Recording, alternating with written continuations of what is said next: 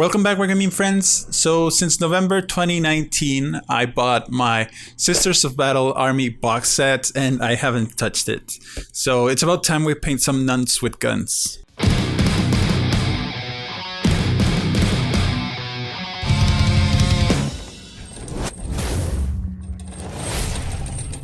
How's it going, everyone? My name is Alan the Apathetic Fish and I'm back with another painting tutorial. Today I decided to paint one of my Sisters of Battle in the color scheme of the Order of our Martired Lady. This is the main black and red color scheme you see on the boxes and the most iconic poster scheme you'll see everywhere. And the painting process was fairly simple. The only thing that gave me a bit of trouble was painting those eyes.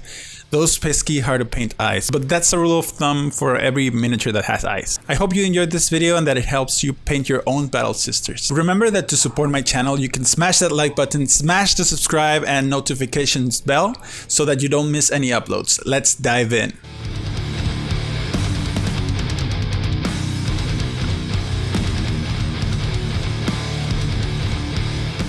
I'm going to start by laying a new sheet on my wet palette. In this video I will be using lots of colors, but you can change the recipe as you see fit if you want to mix colors or change them all together. I'm starting with a miniature that's primed with Vallejo Surface Primer Black through an airbrush, and it's only glued very lightly to the base by a very tiny amount of super glue so that it's easy to break off and paint the base separately later. To start base coating, I'm going to use a Redgrass Games No. 2 Kolinsky brush. You can use any other similar brush if you like. I would recommend you use Kolinsky Sable brushes. Those are the best. I'm going to start with a little Galborvac red, and I'm going to add some of this color to the palette and thin it down with a bit of water. This is going to go on the inside of the robe. It won't cover very well, but that's fine. Add fine layers and let them dry to build up the color. That way you get the best results.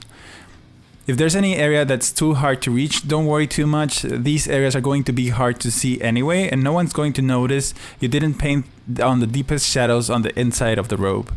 If it was a lighter color, then maybe, but because it's very dark and the shadows already make it dark, it won't be noticeable. It took about 4 layers at the end, and I also painted the wax on the purity seal the same color. Once we're done, the next step is going to be painting the outside of the robe with Mephiston Red. I'm going to put a little of this color on my palette and add some water. Mephiston Red is a color that covers very nice in just a couple coats, but we still need to add thin layers and build up all of these colors. Try your best to not paint on any other areas, but if you do, it's no big deal, we can just clean up later.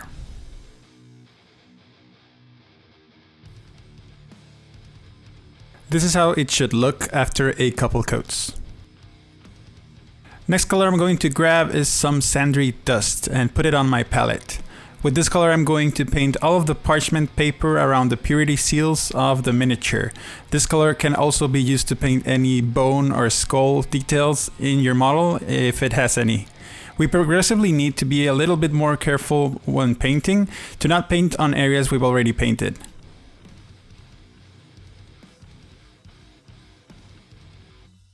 This is the miniature we have so far. Once that's done, I'm going to start painting the white areas with Celestra Gray. We don't need to go straight for white. To paint white, we need a very light gray and work our way to a white color with every highlight. This is going to go on the hair and on the different symbols around the model. Be especially careful when painting white details because it's easy to mess up by applying thick layers of these paints. Now I'm going to base coat the skin areas, and for that I'm going to use Bugman's Glow. I realize now that it could have been a little easier painting the skin and then painting the hair, because the hair is on top of the skin and it'll be easier to correct if we make any mistakes, but it's no big deal. This is how the miniature looks after this base coat. The next step that I'm going to do before I add any more base coats is that I'm going to add a first highlight to the skin with Cadian Flesh Tone. This is going to go on most of the skin area, leaving the deepest recesses on the previous color. Here I'm also trying to keep the highlights at an angle, leaving part of the jaw in shadow. This is to try and keep refined facial features with angular cheekbones and avoid giving our sisters a very pronounced jawline. Now let's continue blocking some colors. I'm going to use Mournfang Brown to paint all of the leather details around the model, typically just the belt and holsters on most sisters. We're almost done with all of our base coats, we just need to paint some metals. I'm starting with Vallejo Metal Color Magnesium. This color separates a lot, so make sure to shake it well before you use it. I am placing this color on my well palette. You can use lead Vulture if you prefer. With this color I'm going to carefully and with very little paint on my brush, paint all of the details that I want to be silver or metal around the model. This part is easy, but you might need to apply 2 coats. The last color we need to apply to finish placing all of the colors on the model is Retributor Armor. This goes on all of the gold ornaments. There aren't too many around the model. Now before we continue to the shades and highlights, I'm going to use the original Surface Primer black color I used to prime the model, and by brush I'm going to look for any mistakes where I painted some other color on the black armor, and I'm going to clean up these areas. Just apply this color on top and tidy up those areas where you might have messed up. Now that's done comes the fun part, adding some shadows with shades. I'm going to thin down all of these shades with a 50-50 mix of the shade and Lamy and medium. I don't want them to be too strong. The first one is going to be Raiklin Flesh Shade on the skin. Next I'm going to use Drakenhof Nightshade on the white areas. I want a subtle blue hue on the deepest recesses of the white with this color. We are following that up with Agrax Earthshade. This color goes on most of the other colors except for the silvers, the parchment paper, the gold, the reds, and all of the leather. And the final shade is some Nuln Oil. That is going to go on all of the silver details. I want a clean silver, and that's why I'm going for black rather than brown. Once you're done with this step, your model is table ready with all of your base coats and some washes, but I'm going to take it to the next level by applying a highlight to all of the colors. I'm starting to highlight the skin now with Cadian Flesh Tone again. This color goes on a smaller area than the step we did before when we highlighted the face, concentrating on the upper parts where light would hit on the face, the top of the nose, the eyebrows, the cheekbones, and the tip of the chin. Before we finish the face, I want to paint the eyes. For this, I'm going to use Rhinox Hide and Palette Witch Flesh. Add them to your palette and thin them down a little more than usual. Painting eyes is difficult and you may have to try a couple times or even more to get it right. If you use thick paint, you will very fast start caking this paint and destroying the detail on the eyes. So use your paint as thin as you can while still being workable. The first thing I'm going to do is filling the whole eye socket with Rhinox Hide to paint the eyeball and the socket itself. I'm using a 0 size brush to do this. Next, with Palette Witch Flesh, I'm going to try and only pick the eyeball with this color. If you paint a little more than you wanted, you can push this color back with Rhinox Hide. Here you can see the eyes look a little wide open and I had to push them back with a little Rhinox Hide to make them look right. And then try to paint the pupil very carefully with the very tip of the brush. To make a miniature look like it's looking straight forward, you kind of have to put the pupils a little off center and closer to the nose, like if the miniature was crossing their eyes. It's a little hard to see, but the pupils are there. Now that's done, we can finish the skin. I'm going to use Kislev Flesh for that. I'm going to do a very tiny highlight on the brightest places of the face, just the places on the very top areas where light would hit. Now we've done the face, we can relax. The rest of the model isn't so difficult. The model will start looking a lot better after these steps. I'm going to highlight the black armor with 3 colors. I'm going to use Dark Reaper, Thunderhawk Blue, and Ulthuan Grey. The trick to highlighting black is you don't need to highlight a large area. Actually, black naturally needs very little highlighting. I will try and put the model under the light and see where the miniature naturally reflects the most light. You can kind of see these areas on the video. Pick those areas and paint them with Dark Reaper. It doesn't matter if this color looks a little chunky, you can use a little black to push it back. Also be careful to always look at the model at the same angle with the light in the same position, so your highlight placing agrees with the light.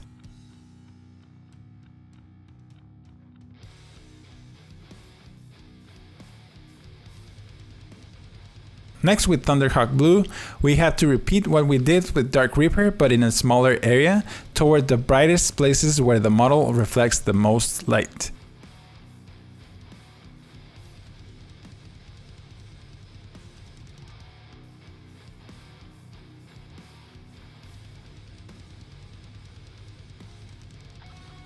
And to finish this effect, we just need a very tiny amount of Ulthuan Gray, a small point in fact of this color on the brightest area, on the sharpest points around the armor.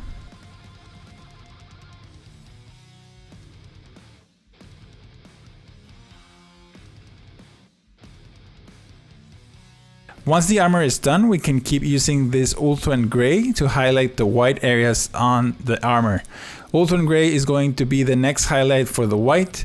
Use it on most of the area, leaving just the deepest shadows on the original color. White is the opposite of black. You kinda have to highlight most of the area, leaving a little bit of the base color behind on the shadows. To finish the white areas, I'm going to use some titanium white and add it to the palette.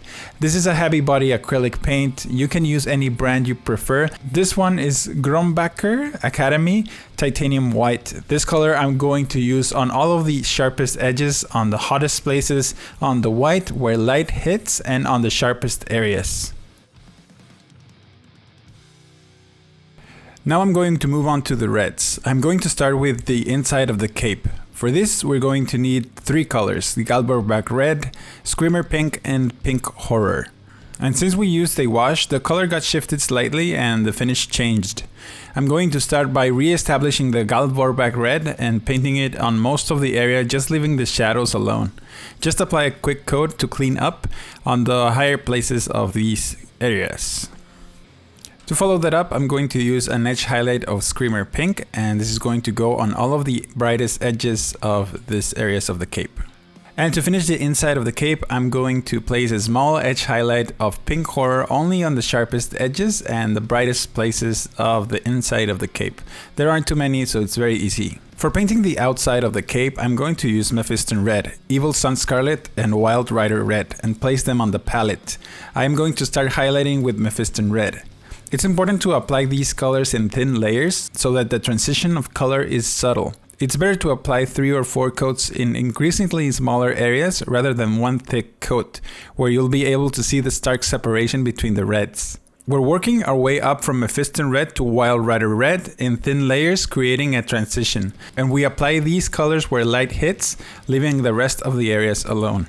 I'm going to continue highlighting with Evil Sun Scarlet. This color goes in the same areas of Mephiston Red, but towards the brightest parts, covering a smaller and smaller area each time.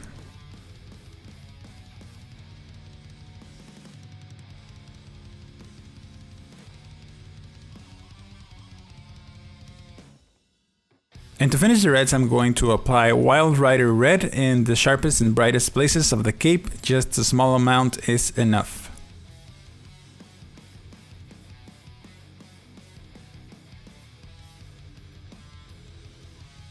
And this is how the model looks so far. It's looking quite good already, but we're almost done. You can see I'm mostly highlighting the areas where light would hit, rather than edge highlighting every edge. Let's continue. I'm going to highlight the brown leather with Scrag Brown. This color is going to go on the brightest edges of the leather. Try to concentrate on the sharpest areas where light hits. Next, I'm using Ushapti Bone and Screaming Skull to highlight the parchment on the purity seals. If you have any bone or skulls on your model or base, you can use these same colors. I am mostly focusing on the pieces of paper that are facing the light and leaving the recesses and shadows alone. Just try to apply this color in thin layers if you want a smoother finish. And to finish the paper, I'm using a small highlight of Screaming Skull on the brightest places where light hits, just a small amount on the sharpest points. Now the only thing left is to paint the metal colors, the gold and the silver, and for that I'm using some new colors. For the silvers I'm using Scale 75 Trash Metal and Heavy Metal, and for the golds I am using Elven Gold and Citrine Alchemy. I'm going to grab all these colors and put them on the palette. I'm going to start highlighting the silver with Trash Metal. This color looks very nice as a mid highlight to all of the silver areas. I will try to highlight most of the areas, but concentrating on areas that naturally reflect the most light. To finish the silver, I will use heavy metal on the brightest parts only, just a small highlight on the places where the most light reflects. Then I'm going to do the same for the gold areas, starting with Elven Gold on most of the area, leaving the shadows alone. And to finish it off, I will use just a small amount of Citrine Alchemy, just a small dot on the hottest highlights that reflect the most light on the gold. And with this we're done, but I will include a small bonus on this video. I will show you how to paint the base as marble. It will be a simple process, but you might find it interesting. After tearing the miniature, I'm going to start working on the base. I am going to start with the base coat of Celestra Grey. For this I used a medium dry brush just to make it faster. Once that's done, I'm going to put some gray colors on the palette, starting with medium gray and basalt gray. I'm going to use some medium gray and add a little Celestra Grey to it to tone it down. With this I will start copying some marble pattern. It is very important that you use a photo reference to look at marble and copy some patterns you see from real life. It gets weird and it might not look right if you just use your imagination. The effect is much more realistic if you have a reference photo and copy some patterns. After I have my initial pattern, I'm going to paint with neutral gray and I'm going to start painting some stronger patterns on the base, based on my photo. You don't want to overdo this step. And to finish this pattern, I will use a small amount of basalt gray on the strongest cracks on the pattern to make them pop. Here it helps if your paint is thin as ink, so that it flows and you keep the tip of your brush sharp. Now to make the marble look a little more realistic, I'm going to thin down some Celestra Grey with a little medium gray and make it as thin as a glaze. With this color I'm going to create smudges of paint that run up and down in one direction. Just try to smooth some parts of your pattern and let this paint smudge your pattern a little. It'll look better. Once that's done, I will create some floor tile patterns by creating some lines. The micron pen I'm using is a 0.8 and with it I will create a couple lines to suggest a floor tile pattern. And to make it look three-dimensional, I'm going to paint some edge highlights of white at the sides of the black lines so that the edge pops a little. If you want, you can add a little gloss varnish now to add the effect of polished floor. This effect is subtle, but it'll reflect light if you look at it from a certain angle. Then you can paint the edges with black and you're done.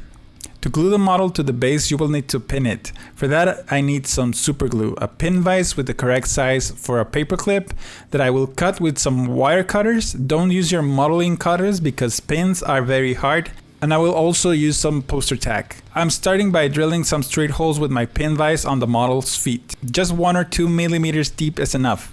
Then glue a piece of paper clip on the hole with a bit of super glue and try to keep the angle straight. Once your pins are done and dry, cut the pegs to an appropriate length where they will grab to the base but not too long that they'll touch the floor. With a little poster tack, I will add a couple lumps where the feet will land so that I know where I need to drill.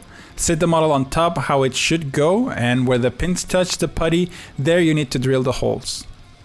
Remove the putty, add some super glue to the pegs, and then stick your model on your base. And you are done. And that is all, my friends, we've done it. This is the finished battle sister of the Order of our Martired Lady.